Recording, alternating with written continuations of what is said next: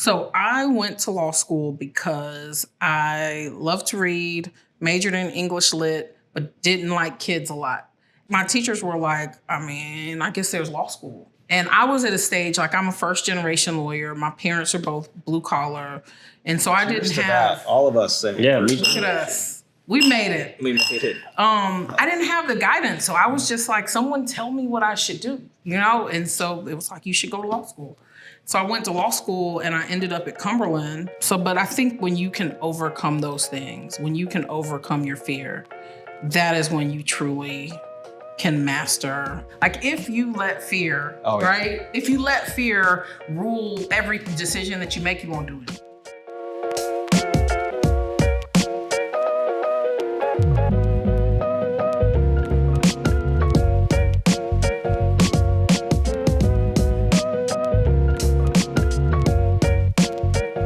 Welcome to this episode of Bourbon to Proof, where we like to share spirits with those who have been successful at law and life.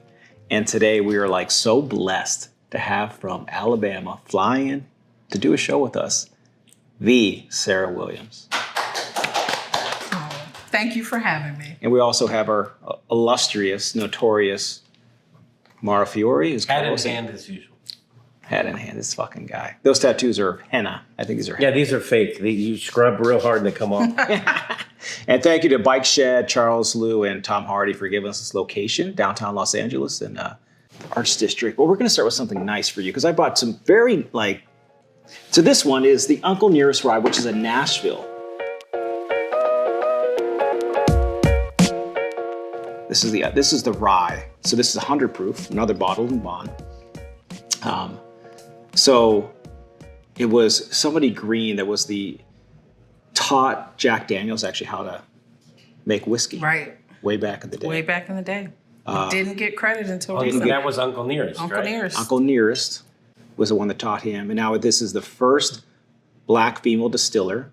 Black female? Yep. Victoria Butler is Uncle Nearest, the CEO. Oh, yeah, I've heard that story. Fawn, I forget her last name. Do you know what yearly? Fawn Weaver? Walker? Fawn Weaver. Look at that. We're Weaver. just testing you. I was going to say Dream Weaver, but that was more Mara's genre. But yeah, right here, it says Victoria. She goes by, I think, Edie Butler. Signed.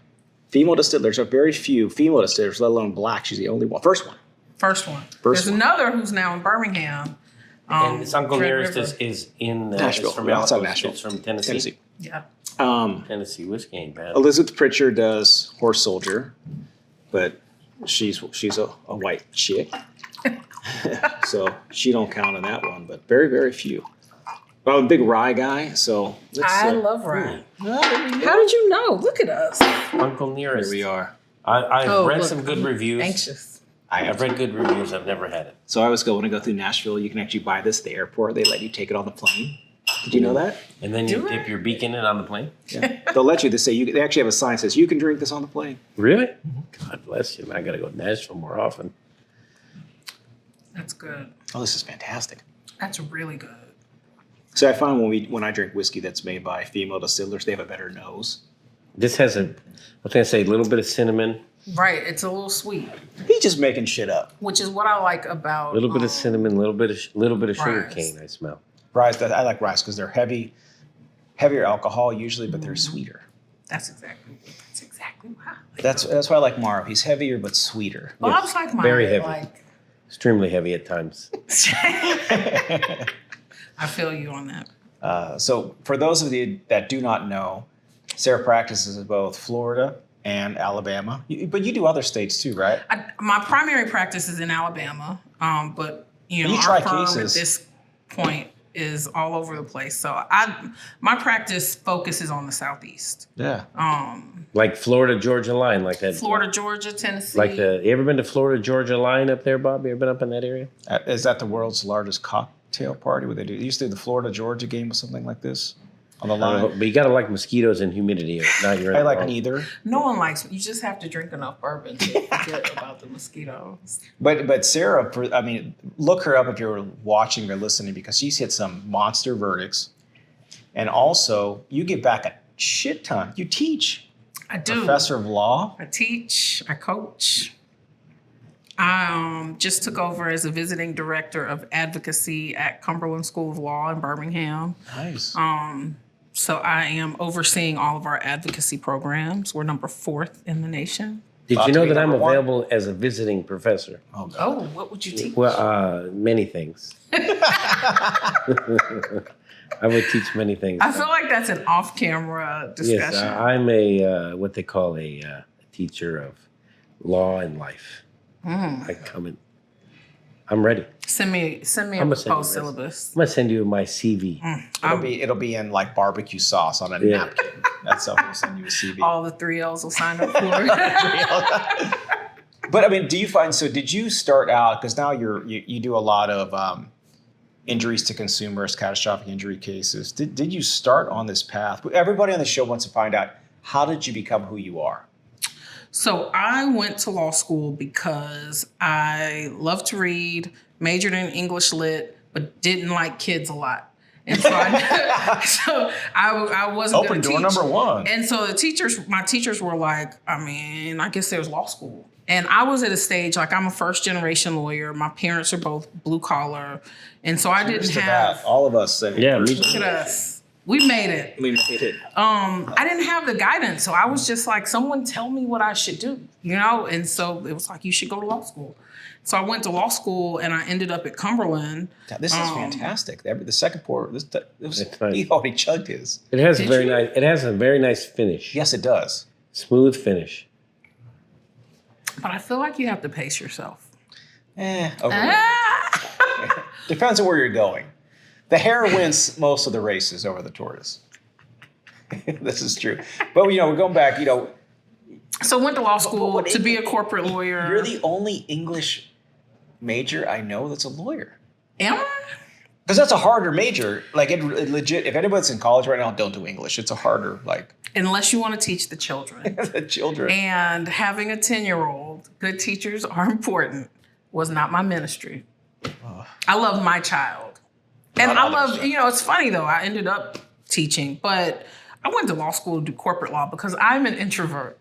I'm absolutely. You are an introvert? Get the Me too. No, you're not. Yeah, I'm very Absolutely an introverted. introvert. I tell my students all the time, like you can do, like anyone can be a good trial lawyer if you are trained to do well, but like I have to overcome, like even walking in here, my friend Melissa, who's with me, I was like, I'm so nervous and I get real. You do not. I do. I'm an introvert. I'm shy. I don't. But how do you get, how do you walk into the court or walk into the classroom? I actually think the classroom would be more intimidating for me than the courtroom, but how do you walk in there with having that fear? Because I think in order to be successful with what we do as trial lawyers, you have to overcome that fear. So don't you have that fear every single time you stand in front of a jury? Like, are they gonna, is my client's story going to resonate with them? I tried a case with a lady who had an amputated leg, and I will never forget jurors snickering at her as she limped up to be introduced to the panel. And I got like the pit of fear in my stomach. I was like, these folks are not going to feel us. And we turned it around. But I think there's always fear. And so you just have to work through that. So I just swallow it and keep going. Because otherwise I wouldn't do shit. Like if you let fear, right? If you let fear rule every decision that you make, you won't do it. I think if you don't have fear, you're not being challenged. Right. Yeah. I love fear. I thrive off stress and fear. But it's the fear of failure, but not your failure, the failure for your client. Right. Because that's their only case. You have others, right? And fear of just like not measuring up. So, but I think when you can overcome those things, when you can overcome your fear, that is when you truly can master being a great when you're in the courtroom, where do you start to feel at ease and peace? I think all of us, when the jury walks in the room, I feel it. I feel that pit in the stomach, that fear, the stress, what's going to happen. When does it stop for you? I think for me, when I first stand in the well and make contact with the jurors, because here's what I know. People like me. Look, I'm a relatable person. And all I need to do is be able to make that contact. Exactly. And that's, are you the same, Mauro? Yeah. I mean, I get up, I'm nervous, and then I get up and voir dire, right? I can't say that word. I'm not good with jury Latin. selection. Well, you know, in Alabama, it's voir dire. Voir dire. As soon as I stand up, I'll just call it the VD. Then he offers me penicillin, and it's real awkward. You need penicillin. You need to take Cipro for that. Cipro? Cipro. Sounds like a... very powerful antibiotic. I'll get you some. I'll get you some next. I'll get you some next time I'm in Cabo. I'll bring you a bottle. That way you have it on you have it on standby. But as soon as I stand up for jury selection and I start talking to the jurors, and I start trying to make them feel comfortable, you know, I crack a few jokes. Some of them, you know, go over like a lead balloon, but some of them fly. I start feeling comfortable, and I can kind of freestyle a little bit. And once I can be myself, right? Once you can kind of show the jury your personality a little bit, like Bob always says, Mauro's a very affable guy. You know, he can go to try case, and I try to, you know, relate to the jurors and try to loosen them up, and then hopefully, which is most of the time, you have a defense lawyer who's the opposite.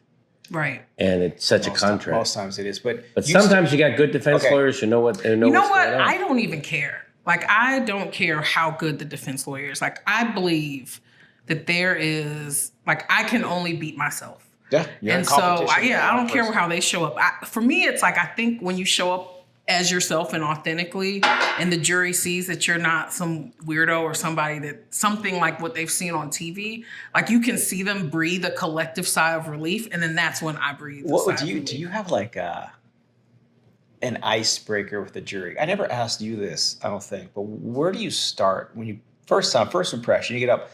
All of us, when I see you, I smile. When I see him, I smile. When I see your website, sarawilliams.com, yes, I smile. If you just see, you smile. But what's your ice-breaking? Do you do that when you get up? So it depends. I try to try my cases in the moment and not have like a standard. This is what because I think people can sense that. Like, I think juries are like bloodhounds. I think they can sniff fakes with like, I think that they're the best at it. That does the bloodhound. Yeah. I try. And usually, and this is what I tell my students, some stupid shit is going to happen while you're trying to case, right? Like, some juror's not going to show up. It's going to be somebody's birthday. They're like, there's something is going to happen that gives you the opportunity to connect with the jury. The judge is going to tell some stupid joke. Right, always. And you're going to be, you know, and so sometimes it's body language, right? That's your first connection with the jury. And so I am constantly looking for, like, what has happened that someone in the panel has reacted to that allows me to connect with either that person. That's exactly right. And so, do you have somebody watch the jury with you while you do this? Yes. Oh, I do. But here's the thing. And y'all may be the same way. You don't trust anyone's instincts like your own, right? So I think I always have jury consultants or a second set of eyes for that purpose. Right. To have a fact check, or like, am I crazy for thinking this? Right.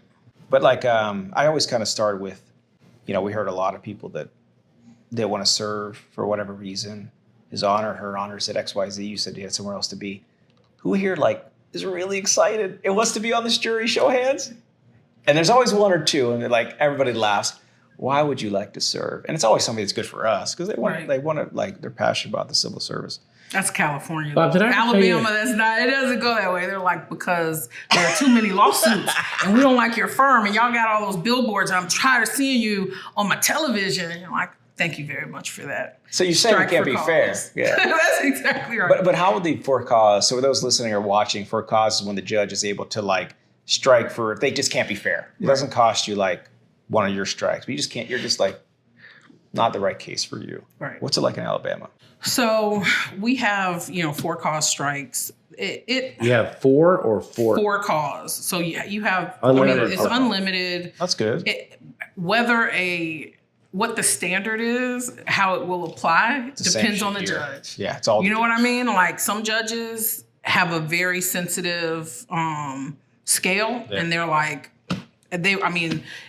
if you are an insurance adjuster, they're gonna kick you. You know what I mean? But some, we had once on a jury, like a guy who ended up being a cousin of one of our parties, and he didn't realize it because they were like married to somebody's second husband. This sounds like a West Virginia story. Well, we're cousins, you know.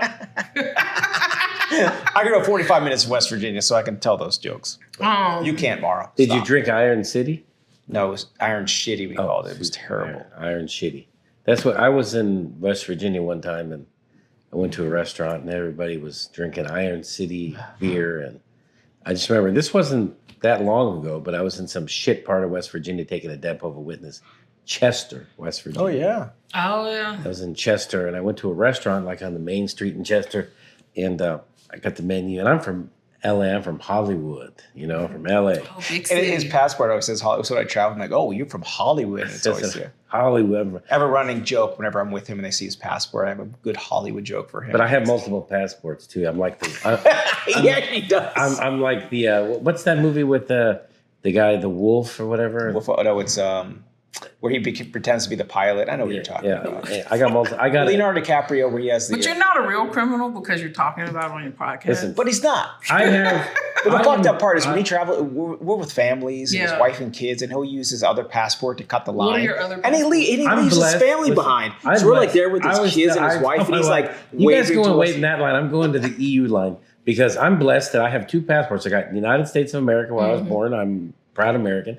I also have an EU passport. Italian. But my father was born and raised in Italy. My father, he was in the Italian army. I deserve fucking Italian passport. yeah. So my other passport says European Union, so it makes me a citizen of 27 countries. So you just So when I whichever line is. It's rude. I can roll out. I get to Europe, rude. and Bob is sitting there, and there's a line of people a block long where it says non-EU citizens, and then there's the EU citizen line, and I say, "Okay, guys, I'll catch you on the other You side." leave your family. He leaves Hell his yeah. family. No, it's every time. I'll get you guys on the other We side. go over. He's had a meal. We get Yeah, he's had I'm a at the espresso. bar. So does Drinking. your Italian citizenship doesn't flow to your kids? Yeah, it does, but I'm still But you working have- on getting their No, passports. he's just but, You just like to leave them. Yeah. That's bad. but it's funny. But That's bad. He does it every time. It's Yeah. always like, where's They're the gonna bar? watch. They're gonna It's pull funny. this up on YouTube one day. I don't get the cool stamps, You don't like get the gold stamp. like my wife gets like the Austria stamp and the Spain. He only got a tramp stamp. Okay, let's go back. to, I don't get no stamps because I'm an EU citizen. They don't stamp my passport. I just walk by. But so first generation lawyer, what do your folks do? So my dad is retired military. He retired in '95. And my mom was a stay-at-home for years. And then when we moved back to Tallahassee, she works for the state. Everybody in Tallahassee works for the state of Florida. That's what you do. It's a It's panhandle. a capital. Yeah. Wow. So my dad, when he retired, he also worked for the state, but he's now retired again. So now he sits in his garden and drinks tequila and posts pictures on Facebook. It's like that's his only picture every day. It's a shot of tequila in his garden. Well, we sound like we could become best friends. Your dad sounds like sounds like a kind of guy that would hang out with us. He's cool. He would. Maybe he'll be in San Diego. Nice. For He's Mardi Gras, rolling. he comes. He's coming. My brother lives in San Diego. Oh, so nice. I'm bringing- Was it because was your dad ever stationed? Your family ever stationed in San Diego? No, he followed Really? a girl. Oh my God. Yeah, he did. He did. And luckily it panned out and they got married. I followed a lot of girls, but then they got restraining orders. I can see that. Because I got to tell you, if I see you walking behind me, like, my brother's always taught me, like, hit him first. So, What's the if you had to hit him first? Where you hitting him? like, right there. Exactly. Actually, we had a. Yeah, the first- so because their eyes will start working. You know what? I knew we would love each other. First blow is always give him a quick headbutt right here Yep. because they don't expect it. Get close to the face, hit it, can't see. Hit him in the nuts. Yep, and that's the other one. Right. I always see that. Yeah. Sorry, Sanford. And maybe that will make the. You can edit whatever you like, but I'm like, it's like if you're in a street brawl, you just hit somebody right in the bridge of their nose, and then It's the bridge of the can't nose. see and go. See, Mara, you learned something new today for the Yeah. first time. Not enough people teach that. I was trying to teach my daughter because the other She's 10? she's 10. The other she's got a little bully at school, and I'm like, hey, Sometimes, like, don't let people touch you. Like, sometimes you got to fight. And if you get suspended, then we'll just go have a good day. But all you have to do is fight them one time. And they back down. Unless you lose. My dad always What do you mean you lose? It's they know that you're... But you, so you didn't start off on the bright side of the bar, the plaintiff's side. You started on the dark side. Mara, yeah, she's not a purebred. She's not... Hit him in the bridge. You're not a gold from the star south side of Tallahassee, lawyer? not from Hollywood. You're not a gold star plaintiff lawyer? You work for the defense? I did. What the... I did. You didn't tell me this about her. I did. You didn't read the email. You didn't read the notes, bro. He doesn't read. I can't read. Well, I only read 3 lines of an email. After that, it's too much. It was long. First 3 lines. I hate If I can't figure out what happened in 3 lines, then I don't know what happened. Yeah, I started off on the dark side, and I represented State Farm. Snake Farm? Actually, you know what? To State Farm's credit, they purchased 3 of my homes with their bad decisions. Yeah, you know, Alex actually, I mean, Alex Shadara, for those who... Shannara. Who's that? Do you know Alex? See, he's only a West Coast dude. Who's Alex Shannara? He's like the most famous lawyer in the Southeast, I would say. Yeah. You can't go down the street without seeing his face. Yeah, our firm has 2,500 billboards across the Southeast, but he hired me and eventually like 10 lawyers from my defense firm. So he was tired of us beating his lawyers, and he was just like, join them. Let's just hire them. Hire these folks. Like, we know they're getting paid shit, you know? So I'll just tell them that they'll make more money here. They'll still try cases. So Sarah's firm, I think, has 100 plus lawyers. 100 plus lawyers. And what's the name of your firm? Alexander Shannara Trial Attorneys. And she's the biggest trial lawyer of the group, right? I mean, you are. Like, you're the one that get the biggest cases. No. Geographically, you're this. I would say, so I managed the firm for 3 years. So I would say that I'm probably like the general, like Alex is the president, but I'm like the second in command for a long time. And it kind of has just. But the first in line. First in line. If you want to be, right? There are really probably a group of 10 of us who are, and we're all in one building.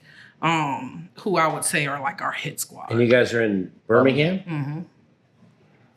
That's very cool. Nice. And most of them are my former partners from that defense firm. We've been practicing together since I started practicing. And those guys and girls. What year did you start put practicing? Up with any lawyer in the country. 2006. About the same as 2005. Yeah. Been a minute. 90s? Me? Yes, 90s. Yeah. Damn. I'm old, man. But he also did. Like, He didn't actually go to college and didn't go to. I mean, he's an interesting. So he's practicing since he was like a teenager, pretty much. Yes. California's got interesting rules how to use it. You got to go to college and all that stuff. You just got to pass the bar, which I did on the first try, and it was easy. Catch Me If You Can. That's the movie. Now I remember. Yeah, remember in Catch Me If You Can? Can't you pass the bar? I relate to Catch Me If You Can a lot, because in that movie, he's a scam artist, right? But like, he pretends he went to Harvard Law School, and he is dating this girl in the movie, and her dad is the Attorney General of Louisiana. So he says, well, I'll give you a job with the state or whatever. He's got to take the Louisiana bar. And this guy's a scam artist. And he took the Louisiana bar and he passed. It's actually a true story. And he passed it, right? So then they asked him after, he got caught and everything. They said, of all the scams you pulled, how'd you pass the Louisiana bar exam? He said, I studied for 2 weeks and I passed. And everyone in law school is like, ah. He's like, but it's true. This guy was like a high school dropout. He said, studied for 2 weeks and I passed. So, like I studied for 2 weeks and I passed. True access to justice for me is having true people that represent your demographic being able to represent you. Right. And how do you bridge that gap? Because right now there's a financial barrier to having that.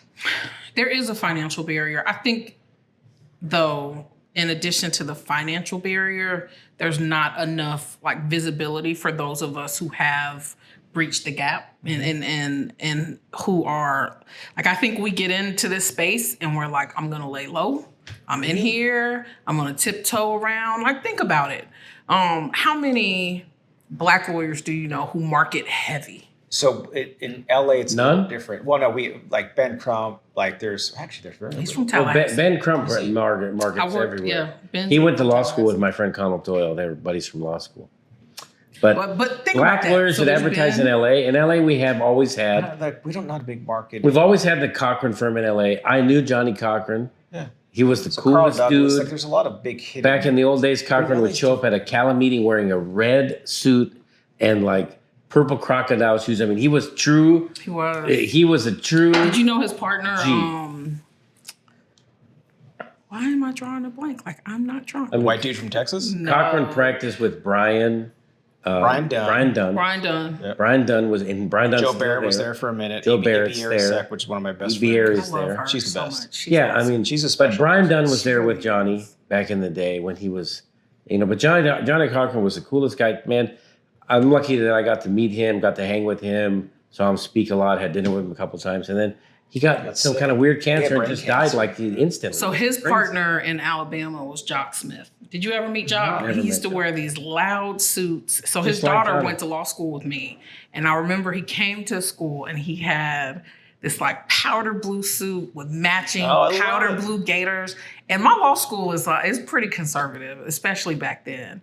And I remember seeing him and saying to myself, like, oh, I'm good. Like, all I got to do is get through this process, right? Like, all I have to do is get through the things that they tell me I have to do in order to be a lawyer, and then I can be myself. But do you like if you had a mentor? You were first generation. Do you think if you had somebody that helped guide you through that process from the beginning, it would have been an easier, clearer path for you? So I think that my path was easy from the standpoint of I had great mentors in law school because our law school was so not non-diverse. The black students there were like a family, and so it was like, look, we're here. You're going to be excellent. These are the things you need to do. I was hazed into doing a trial competition, and then loved it. And you went to corporate law. You went to corporate. I didn't. So here's the thing.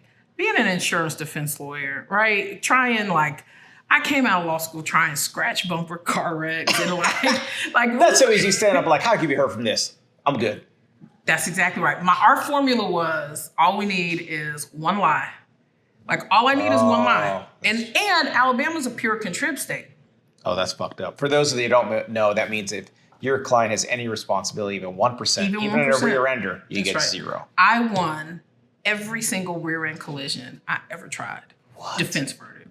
Every single one. One lie. Thank God you One switched to this side. I know. God damn. I went to law school here in LA. Bob likes to tell people I went to an unaccredited law school where you didn't have to go to college first to go. Which there. one did you go to? It's called University of West LA. But it's funny is that University of West LA is a historically black law school here in LA, but not American. I went to law school with like every Nigerian you ever met in Los Angeles. I never knew this. They're all so my whole law school was Nigerians because there's a big faction of Nigerian lawyers in Los Angeles. Right. Because they're real smart guys too. They got English accents and shit. You ever met these Nigerians? They got English accents. They're very smart. And they figured out they could be lawyers in California, and they figured out they could get into my law school, unaccredited school.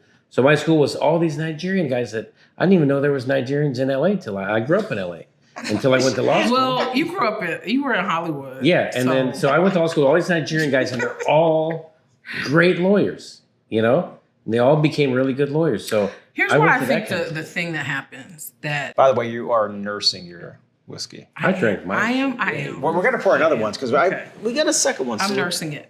But here I think this is an important point. I think that what happens is people don't tell the truth. Like they become successful. Like I just did a video on failing out of Florida State.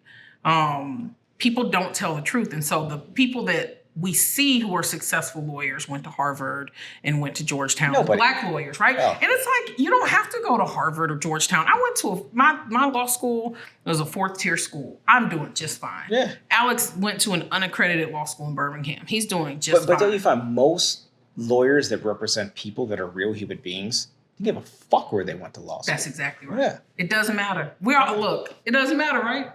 We're all walking in the same courthouse, going up the same steps, Listen, talking to the same people. In my 25 years in practice, I usually don't look up the other lawyers to see where they went to law school on the other side of my case because I don't give a shit. Right. But once in a while, I'll deal with someone who's just so fucking stupid and so condescending. Like I can't even believe it. They just don't get it. They just don't get it. Or they drop their law school. I'll deal with these idiots that are so stupid that I'll look them up.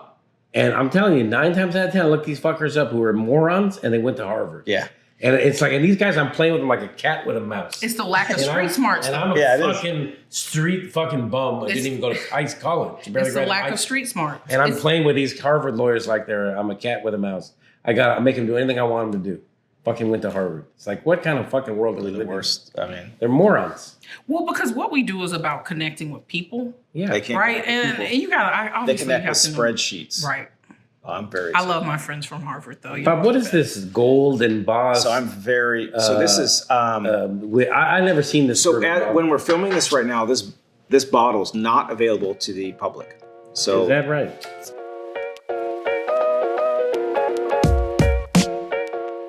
No, this is Julie Macklowe, she wanted to make a very high-end American malt whiskey.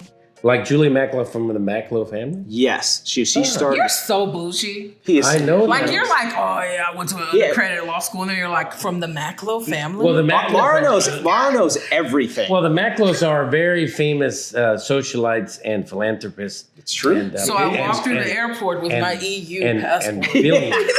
and Dusting throwing my family in the gutter. But then I love to talk down to Harvard-trained lawyers.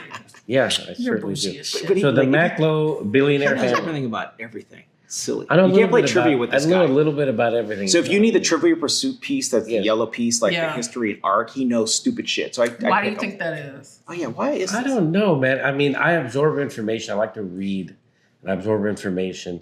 And I like to know How trivia. old are your kids? 4 and 5. Okay. Do you know their teachers' names? They just started new school yesterday. So right now, I don't know. So the answer to my question is they no. My son just started kindergarten Monday at his new school. Tuesday. This is dad's. Tuesday. They'll be like. And my daughter started preschool, and they go to the same school. And I don't know. I bet your partner knows like their whole life history. This is we already you don't like know random trivia. Like my husband, he'll tell me like the name of Ohio State's quarterback in 1985, and then I'll be like, "Hey, Malone has a quiz on Friday." He's like, "What?" Yeah, like it's on 5 different calendars. No, this is 100%. We have this discussion all the time with like my wife. Even this morning, she's like, "What do you mean you didn't know something was going on Thursday?" It's like same thing as the calendar we talk about. I was like, I don't even know what color our floor is. Like I can walk in the house. It's have interesting. No idea. Like I'm the worst at people's eye colors. Yeah. Like I don't know what if someone asks. What color's my eyes? I don't know. So and I've spent years with this guy. Yeah. I don't pay attention to that stuff. I really don't. I mean, I don't. Tell me about this family though. His family. The family of the. They're very rich people. They're like hedge fund money. The financiers. Real money. This is real money. This is Julie Macklowe's whiskey. Her dedication was just to make a high-end, beautiful whiskey. And I've never had this. This is the first time I've opened it. Is this bourbon or is this whiskey? This is American single malt whiskey. Okay. And this isn't available yet. By the time this airs, it should be. There's varying levels. But I think this will be a very, very rare thing to have going in the future. She designed the whole thing. I mean, this is like a piece of art. Look at that beautiful bottle. It's beautiful. And I was like, this is Sara Williams. When I find this bottle, and this is like, the bling bling thick, of whiskey. You know? Yeah. This is delicious. Bling. I hope it's good because I'm going to send this to Julie afterwards, and we're going to send over. Okay. Oh, it smells good. What's the proof on this? Yeah, I don't have my readers on. It's got to have glasses on. Okay, we're gonna guess. As soon as I turned 40, I had to go get my eyes checked. Same. I'm in bifocals now. But I can't get used to it because it blurs my vision after. Thank you. It's a generous pour because it's the. Let's give it a whirl. Oh, it smells good. It smells good. It smells like caramel. Vanilla for sure. I smell vanilla. You just make shit up, Mara. No, with this bougie guy, nose. man, I know. I smell ginger spice. This nose is... It's probably like an Italian prince for real. Yeah. That's why he just walks through the pre-check. I am an Italian prince, kind of thing. Sure. I've been called an Italian prince many times. I'm Sicilian. Oh.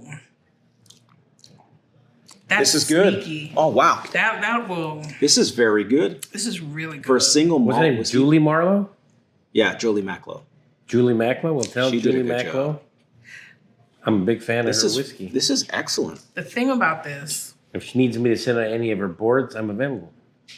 This is 2019. Just like I said, I'm available to teach. Wow. I would love to get you down to Alabama to teach. I'm gonna get Bob down. He'll get arrested. Maybe. We're talking about this the other. So he has to he actually researches what criminal defense lawyer he has to call when we're traveling in case something happens to him. Yeah, I'd buy criminal defense insurance when I go to different. That's smart. Yeah. Or is it not? Because I know I'm just going to don't get be in drunk. trouble. I'm going to fucking throw a punch. I'm going Right. to get drunk. I might, shoplift something. Who knows? You might. I get out of my mind and I start, I might steal a candy bar. I don't know. I'm out of my. I get crazy. So I need criminal defense on speed dial. That's smart. Yeah. No, it's not. It's just Yeah, it moral. is. That way I can make sure taken care of. Although I do have a cousin who's a lawyer in Sicily, so she'll take care of me. If I wanted to start an insurance agency, I would just market Maros of the world just to buy something you will never use. I want insurance for people that might get caught shoplifting candy bars. All right, Sarah, let's go back to you're in law school right now. I'm in law school. You go to State Farm. You're waking up on Friday, getting a file Friday afternoon, trying that case on Monday. Yeah. Scratch bender fenders, I defense love by those defense Friday. lawyers. I love those cases when they bring the defense lawyer in the day before trial, because they don't know anything about the case, and you can clown them a little bit. Yeah, You but could clown them. You couldn't clown me. she was that I'm just telling you. Remains to be Here's seen. what my deadline was always, when I was young, I didn't have kids, it was always 12 o'clock on Friday. And my phone call was this: it's not my money. I'm gonna offer you all of my authority. But if you make me work this weekend and I can't hang out and kick it, I am going to fuck you up. Like, you won't get paid on this case. That was always my thing. And the thing is, when you are that person and you talk big shit, you have to deliver, right? And so, Can I kick it? Yes, you can. Can I kick See? it? my God. Yes. Yes, Mars. you can. Can I kick it? So Yeah. you would maybe in California that happens. So, And listen, how Alex did a long good did you job of last? Yeah, but how long did you last over there? So 2 years, because I was really I was hungry to try bigger cases. I wanted to be a plaintiff's lawyer, and I felt like my path to that was making my name just beating them. And so I was like, eventually someone will say, hey, we should just hire this girl and take her out of the game, right? So I was trying scratch bumper cases. I did that for a couple years, and I was like, okay, y'all, I've done this. I want to try bigger cases, and just didn't have that opportunity. Thought I kind of wanted to do employment law because all Black lawyers do employment law in Alabama for some reason. Is the employment law good in Alabama? It's good for defense lawyers. The laws are terrible for people. What was the name of that guy from It's different. Kentucky that we went Yeah. at, that when we went to Bourbon Approved, the lawyer in Louisville. We went out to dinner. There was with a him. million of them. He was doing employment. Louisville? Yeah, I can't remember that guy's name, but he said the is same really thing. good. He said employment's tough in the South. The law Yeah, and I think what happens is, because the corporations have been tough on diversity, when you have Black graduates, it's that's the industry they end up in. And so a lot of my mentors were employment lawyers, so I wanted to either try catastrophic cases or do employment law, and the firm I was with didn't give me those opportunities, so I left and went to a firm that did, and then I hated it, and then ended up working with the partner who did trucking and loved it. I look back now and I'm like, please, Lord, don't let my daughter ever do this. But I was on the road in the middle of the sticks, meeting with truck drivers. I remember riding through this street and seeing white sheets hanging up. And I was like, are these people in the KKK?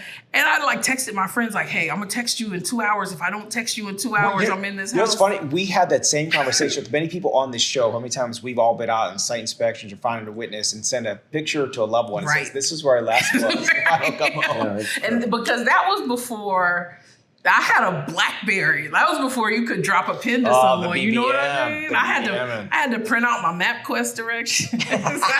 Well, that's the thing. You know, I know Bob believes in this too, and I believe in this big time too.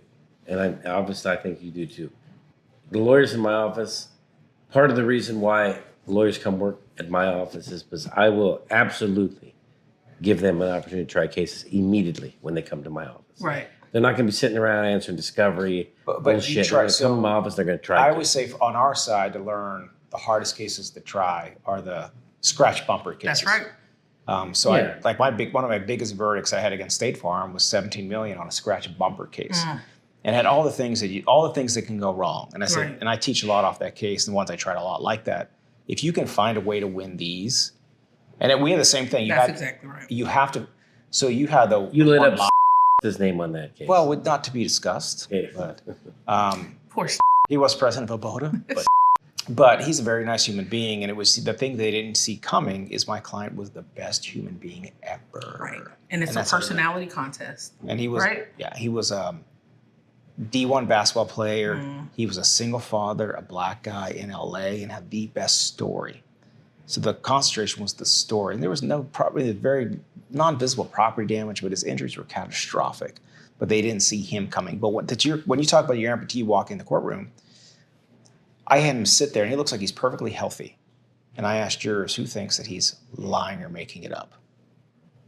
We had so many people raise their hand and say, and he was getting so mad. I told him, you're going to feel some hate, because we're ferreting out.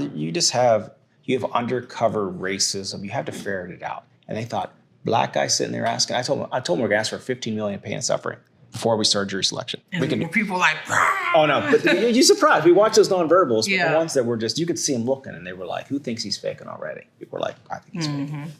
Why? And it was, and I had my judge, she was black judge, and she was awesome. And she saw it, you could see it. And it was happening live time. And he was I could feel it in his heart. We took a break, and he was like crying. He just wanted to get up there and like yell at them, like, dude, Norbert, chill, bro, because this is, you got to hear it. You got to hear the hate. You know, one thing I'll say, I've tried 50, 60 cases. I can't remember how many. I watched Bob try a case one time. And ever since I watched Bob try that case, I've stolen so much shit from that close that he did. I use that every time. You know what Bob always says? He says, I'm going to ask you for $10 million. But if you believe in your hearts that my client is a liar, a cheat, and a fraud, don't give him a fucking dollar, nothing. Don't give him a dime.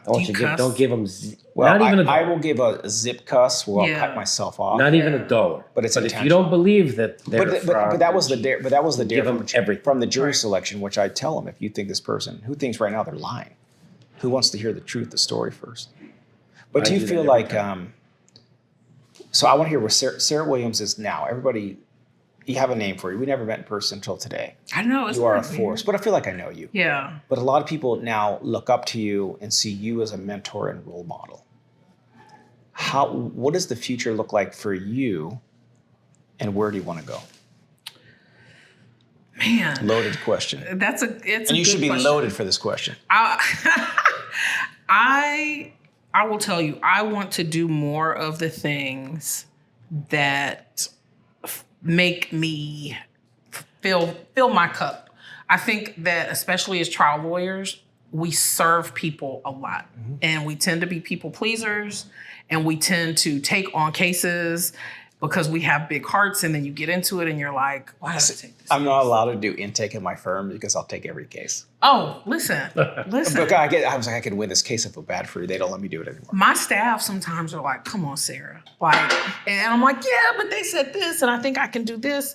And so I end up in situations and doing things for organizations that I do because I care about people a lot. And so for me, I just turned 43. Oh, cheers. Same. We're same age. Vintage. Are you a 1980 baby? 1980. Best year. Wow. Tomorrow's like a 1970. I'm from the 70s girl. You look good, though. You look like you have some melanin because, we don't. I was born in 74. Hardcore since 74. Oh, my God. But yeah, I want to do things that make me happy. I want to teach more. What fills your cup? Teaching? Teaching fills my cup. I love when I have a student who thinks that they can't do it because they're soft-spoken or they aren't the best student, and then seeing them at like in their third year, just balling out during a competition and realizing and owning who they are and just being who they are in a courtroom, like that is what drives me. And so I want to handle fewer cases so that I can teach more. Do you feel like if you're teaching more, you could help more people on a scale? I think that in order for us to encourage the first gen folks and let them know that this is a path that is viable for them, they have to have people in the classrooms with them, giving them that message. And so I think it's important to be there. I had the best mentors, and so I think, you've got to give back. Somebody has to be the one to bring them along. And so for me, my mission, it's almost more important for me to create more of an army of lawyers who are trying cases on either side from the perspective of caring about people. Wow, you could legit be that 4-star general. That's exactly right. So and then sometimes they refer me cases. So there you go. So I look at this guy. But it's the same. If you're helping a lot of people, sometimes the case is right for you. Sometimes it's right for somebody else. But we were DMing about this. It was a joke. But one of your students, you were like, I taught him, and now here we are. Hunter Garnett, which I met one time. Adore Hunter. He is the best. You don't know this guy, Mark. Can't dance for shit, but love Hunter. He's also wears a cowboy hat. It's like 6'6". Well, he's in North Alabama, so he's on par. but I met him. I was like, I love this guy. So we talk. He's a very smart dude that gets it. Like, and he is a very genuine, yes, kind-hearted. He wears cowboy hats. Yeah. It's like Kane Brown or what? Wearing a big cowboy hat. Not a 10-gallon, just like a regular Stetson. Yeah, just your Monday through Friday cowboy. Come on, man. Says the dude in like the 80s. The odd job hat. This is called a Heisenberg. Oh, I actually do the Heisenberg. What does it say on the inside of that? It actually says the Heisenberg? This is actually a limited edition Heisenberg hat from the show. You are so bougie. Even your hat is bougie. So God, this is funny. So yesterday I had a memory pop up on my Instagram, my Facebook. It was 8 years ago when somebody sent me a Breaking Bad doll of Heisenberg with a bottle of whiskey. Congratulate me on a verdict, because I was trying a case on Riverside and there was a lot of meth addicts. Every day I would walk over people that were on meth to the courthouse. I was binge watching Breaking Bad. So I did the Breaking Bad clothes, which a lot of people now mimic, which I put up Heisenberg on the screen. I use it all the time. Yes, everybody does now. I started that because in that trial, if they could give you a bag of money and all that. Yes, I use it every time. I steal so much shit from Bob. I feel my little brother, who was in law school at the time, he was my second chair / doing tech for me. We did the Heisenberg clothes. How many siblings do you have? 4, 2 brothers and 2 sisters. My twin brother runs a practice with me. We're partners and everything. My little brother's a partner at a firm. My 2 sisters run Justice HQ. So we're all. That's awesome. Yeah. My dad works for me. My mom works for me. My dad's new wife works for me. One of her daughters works for me. We're all big family. I love that. I met your sister. Well, we Zoomed. My mom used to work for Julie. me. Oh, Julie's the best. She's so Julie and I are separated by 12 years, but we're probably the most alike. I'm the old. Well, I'm tied for the oldest, but she's the youngest. We're the most alike, I think. I'm excited to meet her in San Diego. I'm really looking forward to Mardi Gras. Oh, you're gonna have so much fun. The standard's kind of high. I have big expectations. But I actually think the Friday show without the headliner is going to be way better than. Actually, the headliner is amazing, but there's a show on Friday that's going to be. What's going on Friday? I want it to be a surprise. Is that where Sara from my office is? You know who the DJ is? She's being mentored by actually one of the grandchildren of Nearest Green. You know that I heard Sara, she's like the best my DJ COO at my office, Sara LA. Camus, claimed she's singing at my. See, I don't even know, man. These are a lot of surprises. But she's my favorite DJ. She was with us in Atlanta. She does a lot of our events, and DJ Richie. She will be DJing with a. She DJ'd my Halloween party last year. DJ Richie, when I was in Atlanta, she went and did our event there, and I ordered a pizza because pizza saved my life. If I had an autobiography, it would be pizza saved my life. So I'm waiting for this pizza outside of LA, and I finally get this pizza box, and it's open, and behind it closes, and it's her, and she's like, I got you. She took a piece and ran. I was like, where the fuck were you? I don't know where she came from, but she stole a piece of pizza. And I was like, And I was so drunk, I went upstairs to my wife, and she's like, there's a pizza missing. Did you eat it? I was like, no. Like, but one of our friends, I saw her, I think. This was the tip for the delivery of the pizza. I love that. That was her tax. She taxed my ass. So, okay, so we got to ask you, out of these two whiskeys, as we're sitting here, and thank you so much for coming on the show. We're at the tail end. But these were specifically picked for you for very specific reasons. Both female distillers, some of the rarest of the rare whiskeys. But which is your bourbon of proof as you sit here today? Oh, see, don't do this to me, because I feel like for the culture, I have to select Uncle Nearest, which I will tell you, I like sweeter liquors, and so more wheat in the mash bill. It gets sweeter. Another random fact. Huh? Yes, he just makes shit up. I think he's probably wrong. I might be wrong. But he actually wrote that. He wrote that on his. See his forearm. He actually just wrote show notes on it. I can't, because I don't have on my bifocals, because Well, I you was can see like, that I'm far. not gonna. It says something 6.33. This is some of my fake tattoos. But this, I think, if you are just raw dogging with no ice, this is what you want. But are they? So they're both very interesting, different tastes. I mean, this is. So the difference is the price point. This is probably 10 times the price of this. So this is one you could pick up out of Bevmo. 40, 50 bucks. Yeah. Mm-hmm. Amazing. Like this is I would drink this every day of the week. This is, I mean, she did a fantastic job with that. This is a higher end. You could taste it. Yeah. Yeah. And I will tell you this. One of the things that we do at my firm is if you get a 7-figure result, you get a bottle of Pappy. No shit. Yeah. I don't know where to get that. So you get a 7-figure result, you get a bottle, you get a 10-year, your second one for the year, you get a 12, you get an 8-figure, and you get, And so I remember getting and here's what's crazy about it from a motivational standpoint. We'll have mediators call and they'll say, man, we're at 950 and your lawyer won't budge because they want this bottle of Pappy. And we're like, yeah. What can I say? What can I say? They're not going to get it if they settle it for $950. So, and I also know, having been a defense lawyer, if you've got $950 in a court, you've got $1 million. So we're not saving you any money, right? And the $950 is a favor to that lawyer you'll see again because they got the $1 million. That's exactly right. So if you take the $950, my world, you take the $50 off your attorney's fees because you could have got the $1 million. You find it later. I'm friends with some defense lawyers, believe it or not. Some real close friends with defense lawyers.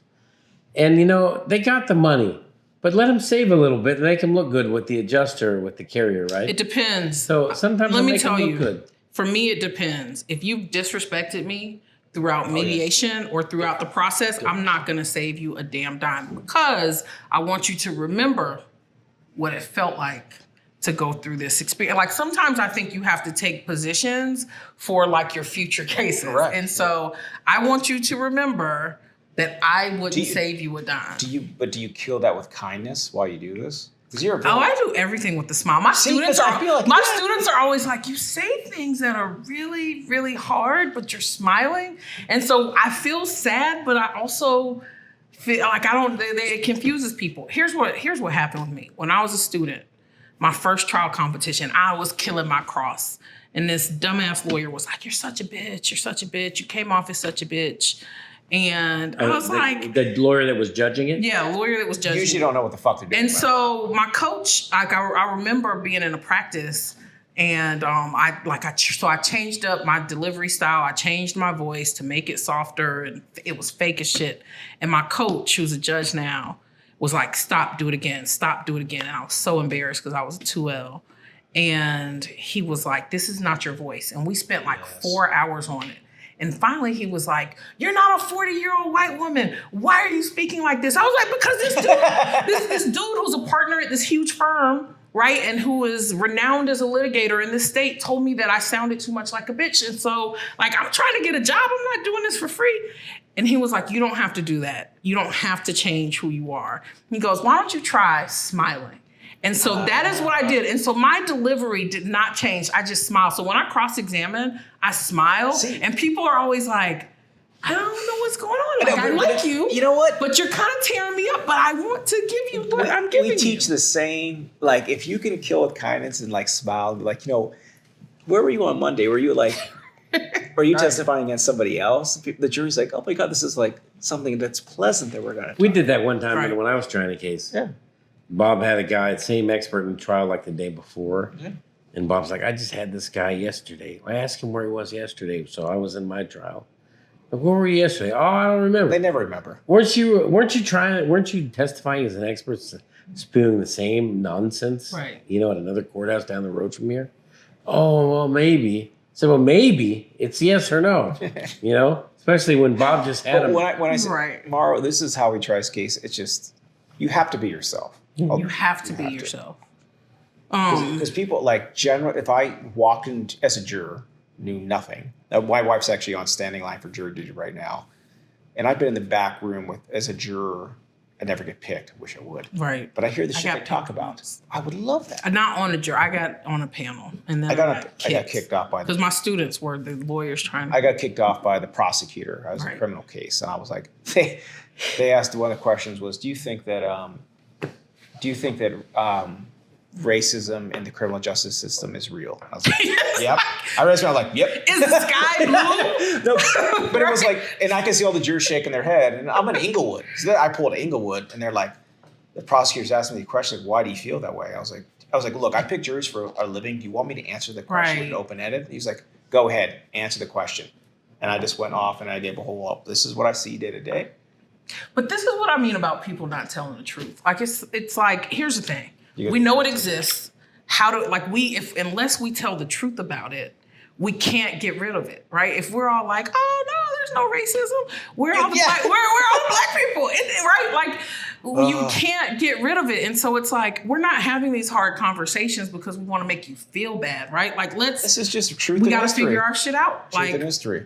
This is why you have to teach, like, people say that shit. I'm like, are we not going to teach about what happened to the Jewish people and with Nazi America? We're not going to, let's forget about it. Didn't happen. Right. And then it'll just go away. No. Yeah. History repeats itself unless you teach history. Well, and it also helps you, I will say one of the greatest things about my experience teaching is that I have the ability to interact with some students who have never had a Black woman in a leadership position, right? And that is that's an educational experience. But it also, because of who I am and how I teach, it's like, oh, I can be open with her and talk to Sara about some things that I would be nervous talking to anyone else about. And we can have conversations and hard conversations, and she can challenge my perspective and I can educate myself and I can challenge her perspective. And so I think if we don't talk about these things, like, we won't grow and we won't change. So we have our production say we have to wrap this up soon, but I love this conversation. And it just reminds me of, I think in education, even early education, we should have more people of color educating people early. And now that you say that, we had even I grew up in inner city Pittsburgh, and we had one Black teacher. And I still remember Mrs. Smith, that she taught us just exactly what you're talking about. Yep. She taught us the real of the real. And, like, she would pull us in, and we had so many just, I think, more diverse people just through a thought process. Just to a simple question. She wouldn't tell us, she would just ask us a question. It was before Socratic method I knew as a lawyer, but would just ask us questions as we were probably 8th grade, 9th grade. And I still remember today, the question that it would jog, oh, I never thought about it that way. Yep. And it makes you a better lawyer. Like, I think that people, look, we have to know all the laws and the facts, and we have to know what we have to prove. But with what we do, you have to know people. Yep. Right? And if you've closed yourself off, you can't fake that. Like, you can't fake knowing people. And a lot of trial, like, there's no consultant, there's no program, there's no book, right, that can teach you how to be a good person and to know people and interact with people. So thank you for being on this episode of Bourbon and Proof. Reach out to Sara Williams if you want the real of the real. Real of the real? God, that was a couple bourbons in. The real. The real. But if you want to be a better human being, which will make you a better trial lawyer, be in the service industry or be a teacher and learn people before you get there. Where were you before you were a lawyer?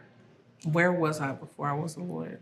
What job did you ever have? I was a administrative assistant at Victims Compensation for the state of Florida. There you go. Mara, how about you? Where were you before? I used to drive the ball picker at a driving range. And when I'd get out of it, people would try to hit me with the fucking balls. You know, people are bastards. They'd shoot balls at me. But They I would used to shoot balls at you? Yeah, I used to drive You the didn't ball like that? picker at a driving range because I was a golfer. So I would drive the ball picker. I made like $6 an hour, but I could also hit unlimited golf balls at the driving range. And I used to hit balls. I used to hit 500 balls a day, which is why it's so funny. I didn't play golf from when I was 21 years old. I quit playing golf because I went to school and went to law school, became a lawyer, did everything. And I didn't play golf from when I was 21 till the pandemic, 2020. What? I didn't play at all. I didn't even have golf clubs because I just quit the game. But I had played so much golf as a kid and I hit 500 balls a day when I worked at the driving range that I went out and started playing. And my friends who were playing golf would be like, what the fuck, man, you can really play. And I'd be like, I guess, I don't know. And I was a really good player. I still to this day, I play golf with my friends and they're always shocked. They say, man, I can't believe how good you are. But it's low expectations. Yeah, because I get out there and they figure. And they don't know that you're an Italian this prince. guy could be. They don't know that Italian he's an Italian prince with 2 passports. Prince Maro. They're like, oh, we're about to mess this dude I up. go out to play golf and they're really shocked when I play golf with people because they're like, whoa. You went to an unaccredited law school. Yeah, How can you law play? school. How could you be such a good player? Right. Shit, I worked at a driving. I'm an Italian prince. Y'all don't know. Sarah, thank you for joining me and the Italian Prince on this episode of Bourbon Approved.